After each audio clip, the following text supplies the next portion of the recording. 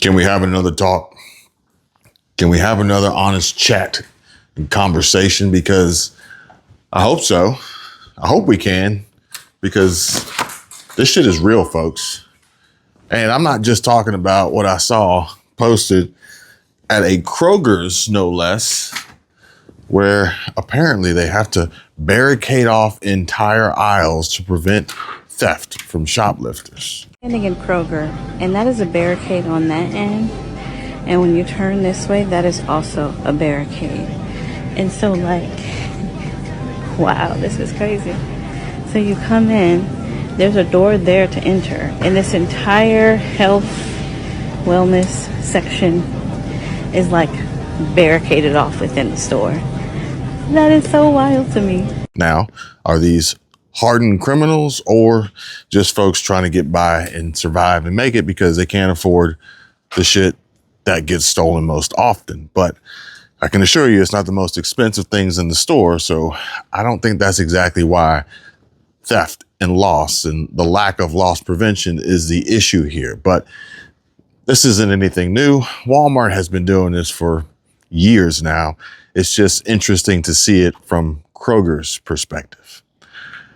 How do we solve the problem? That should really be the answer. You know, locks only keep honest people honest. Think about that. Now, granted, what I want to show you and share with you isn't even perspective from the latest headlines of AOC. Everything happens for a reason, but sometimes the reason is you're stupid and you made a bad decision. And my Democratic colleagues have made a very, very bad decision here. I knew they were going to do this 2 weeks ago when they listed their demands. They're demanding, for example, that we not check people on Medicaid for eligibility by income. Just let anybody sign up who wants to sign up. They're demanding that we give free health care to foreign nationals who are in our country illegally. They're demanding that taxpayers pay for sex change operations. If you list all of their demands and add them up, it's between 1.2 and 1.5 trillion dollars. Now, they know it's an unserious proposal. They know we're not going to accept it. That tells me that this decision to shut down government is not based on policy, Rob, it's based on politics. The Schumer shutdown, the Democrats, how they're hurting and harming so many people in their livelihood and their federal paychecks. Not even the craziness coming out of CNN's mouth about Taylor Swift and her most recent song lyrics from the life of a showgirl. Apparently this new song, Wood, is pretty freaking pornographic. Trump warned you in August. Taylor Swift is not hot anymore. And you all wouldn't listen. You all would not listen. And now, look at her. According to the internet, her album is terrible. And she's on there singing about all sorts of vulgar things, including, some say, genitalia. What? She has... Her fans are in disbelief. Her fans are in disbelief. Stop on your head. Trump was right. Oh my God. She may have entered her washed up era, according to what I read on the internet. Oh boy. I will caveat this by saying that one person said she was singing about other things other than what I mentioned. But I'm just saying it's not good out there. And the president, once again, you just got to listen to the president. He knew it in August. Look where we are in October. I'm going to tell you something right now. Whew. You about to find out. I know. Yeah, big time. Just tell you. Clip that one, put it on Twitter. You about to find out. I will clip it immediately. Just wait. I defend my position. You about to find out. On Beyonce's internet, you about to get. Swifties. Fine. All right. Get to work. All right. Get to work, Swifties. You about to find out. I feel like I have to read a disclaimer. They think it's terrible. The opinions expressed at this table do not reflect on this program. You got to take it up with Scott at home. Everybody, thank you very much. I don't understand. It's literally in the research. You guys got to read stuff. Thank you very much. No, not even Bad Bunny. Bad Bunny in this Super Bowl halftime show that is being petitioned to be boycotted against, and Charlie Kirk's Turning Point and Erica Kirk and the team are going to be putting on a faith-based Christian halftime show. Tim, it's very clear to me what must be done here is that Turning Point USA needs to host a counter-programmed halftime show starring the only sincere band that has kept going with a fully Christian theme, as you say, Celine Dion. from day one. No, American band. American. Get that Canadian nonsense out of here, Luke. I'm talking about Creed. I'm talking about Scott Stapp. I'm talking about taking this entire country higher to a place with golden streets. You know, Where blind men see. you guys talk about that. Men see. I think on your show today, on Charlie's show, when you guys were So Tim, in all seriousness, that clip has gone mega viral. Did you tweet it? I did. It's a tweet good it. idea. Andrew tweeted it out as the official spokesman of Turning Point, and now the media. There has been a frenzy of media requests as well as sponsors and donors and all sorts of people and other artists, Christian artists. It's got 1.6 million. Yeah, 1.6 million views. And no, I had no authorization whatsoever to start talking about. It's got to this. happen, man. And now it's like. I think Turning do Point's you the place do it for concerts. Do you do it at the same time as the official halftime show? Yes. Same time as the official show, yes. So we could watch football and then change the channel, watch Creed. Well, and then change we back. do a live stream or maybe do a partnership with one of the channels that I'm Talk not to Sinclair, maybe. I am not saying that there have been conversations about this earlier today in this building, but it seems to have taken on a lot. And I think that the sudden and massive drop in viewership for the Super Bowl halftime will be eye-opening from the nationwide perspective, the worldwide perspective of MAGA, despite what the mainstream media wants to talk about. When the numbers come out, if this halftime show were to go as planned, when the numbers come out and the viewership and attendance is so low, and the advertisers are left feeling the pain that the NFL and apparently Rock Nation and Jay-Z forced onto them with this woke, Trump-hating, anti-America halftime show nonsense. We told you earlier this week about the NFL's big announcement that Puerto Rican superstar Bad Bunny is the headliner for this year's Super Bowl halftime show. It's in February. Since that announcement, the reaction from MAGA and the Trump administration has been as predictable as it has been disturbing. Trump loyalist and now a top DHS government official, Corey Lewandowski, is threatening to send ICE agents to the Super Bowl to, quote, find, apprehend, and deport people at the Super Bowl. This isn't just an outrageous and wildly disturbing thing to say for someone who is paid by the American taxpayer, but it's also a rather predictable response to what is really an obvious choice in global superstar Bad Bunny to be the headliner at the Super Bowl halftime show. It's exactly why Bad Bunny has already stopped performing in the mainland U.S., with the Super Bowl being the one and only exception he's making. He's concerned that ICE would target his fans outside his concerts. Our next guest writes in The Bulwark what Bad Bunny does next, this time with an audience of 100 million plus people watching, could be explosive. Adrian Karonsky, I botched that. You're going to have to correct me. Writes this, quote, Carrasquillo writes, the MAGA acolytes are right to be worried about one thing.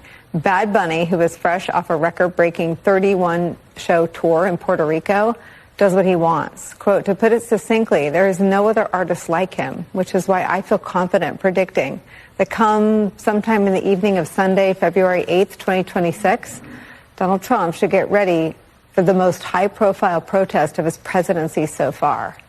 Whew, that's one heck of a tease. It's undeniable. There's going to be no way to put a spin on this, okay?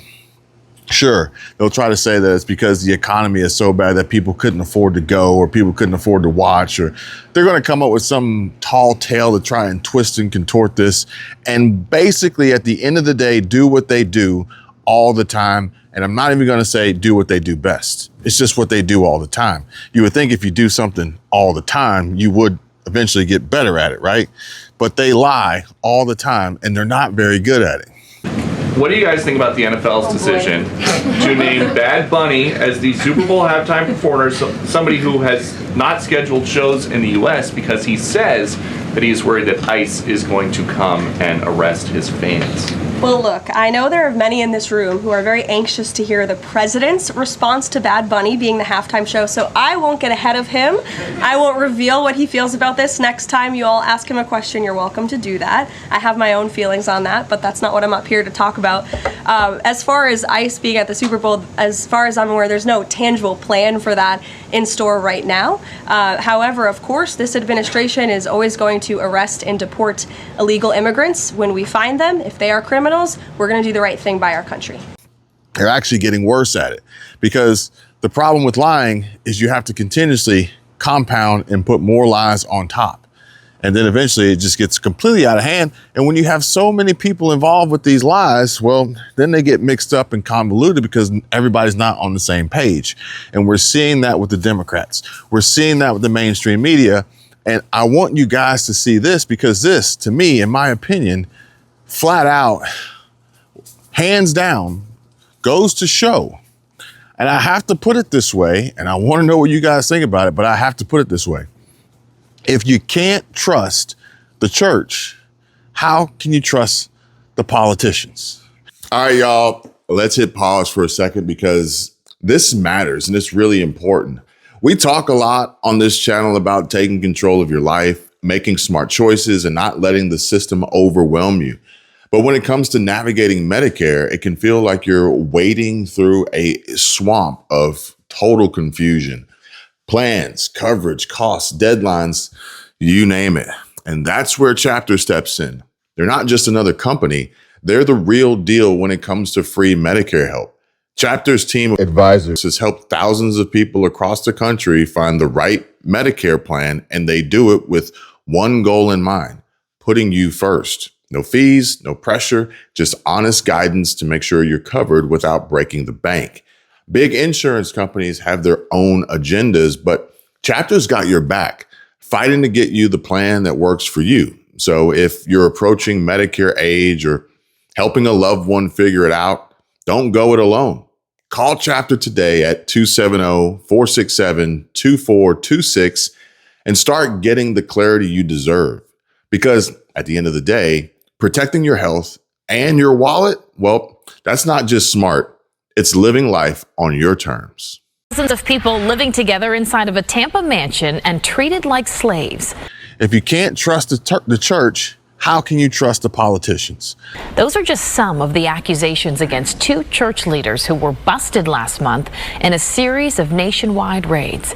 So apparently, there's been an FBI raid and a bust on this church here in Tampa. Yeah, here in Tampa. And so basically what it boils down to is the people got the money because the money made its way to the church. So we can't blame the economy like the left would love to try and do, right? We can't blame Trump's failing economy and tariffs as the big problem here, right? They can't do that. The church was able to take in $50 million. And what did they do with that money? Did they pour it back into the church, pour it back into the congregation, pour it back into the community, pour it back into philanthropy and mission outreach and, spreading the word and saving lives? No, they didn't. They bought expensive luxury German cars, Mercedes-Benz, and statues, and they worked on this giant mansion in Tampa. If I got any Florida folks watching from the Tampa area and you know this mansion, let me know in the comments. If you can't trust the church, how in the world can anyone believe that we could come close to even fathoming the idea that we can trust these politicians, especially the ones that we know have consistently proven themselves to be flat out bald-faced liars, caught with their hands in the cookie jar, and they continuously push on, living the lie, dying on that hill we talked about earlier today. So here's the latest from this breaking news story, FBI raid. Granted, all of this is allegedly innocent until proven guilty, folks, right? innocent until proven guilty. I want to know what you guys think. Drop your comments down below. Thanks for having this chat, and I'll see you guys real soon. The new details are laid out in court documents for Michelle Brannon, who lived at the Tampa mansion, as federal prosecutors ask a judge to hold her in jail through her trial. Fox 13's Aaron Mesmer has been following this since last month. So, Aaron, what are we learning today?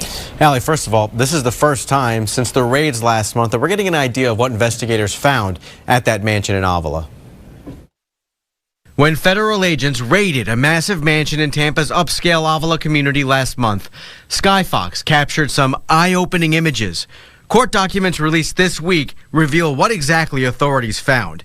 Several Mercedes-Benz and Bentley sedans topped with gift bows and crates containing life-sized expensive stone statues and decorative pillars for landscape installation. They're not using the money for good. They're literally using it to fund their very lavish lifestyle. A lifestyle that for David E. Taylor and his Kingdom of God Global Church included several properties across the country that were all busted.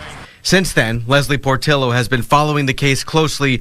She used to work for Taylor but left after witnessing his alleged abuse. I did see David Taylor get aggressive with the staff. On Tuesday, she was stunned to learn what else investigators say they found at the Avila mansion. According to prosecutors, the church's executive director, Michelle Brannon, was living there, and she's accused of having 57 workers and victims, some underage, living with her, all part of a forced labor scheme.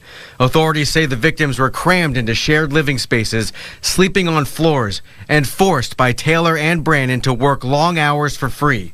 Prosecutors say workers had to raise money for the church or face abuse. They're not getting paid for anything. They're literally like brainwashed to think like they're volunteering their time to do, ministry work. Investigators say Taylor and Brannon collected $50 million and used most of it for themselves. New court documents reveal Brannon even had $500,000 in gold bars and $60,000 in cash in her bedroom. The details were released this week as part of Brannon's bond hearing in Michigan. The family members have been waiting for so many years for their family member, for their loved one to come back. Leslie's good friend never made it back to her family. She passed away from cancer while still working for the church. Leslie says the victims deserve justice. Unfortunately, too many people were hurt in the midst of all of this. So I know it's going to be a process, but I know we are going to find out the truth. Brannon was due in court for her bond hearing in Detroit today, where this federal investigation was launched. Again, prosecutors say she's a flight risk, and they worry that she would try to manipulate victims. And we're waiting to hear the results of her hearing. Allie. All right, Aaron Mesmer in the newsroom tonight. Aaron, thank you.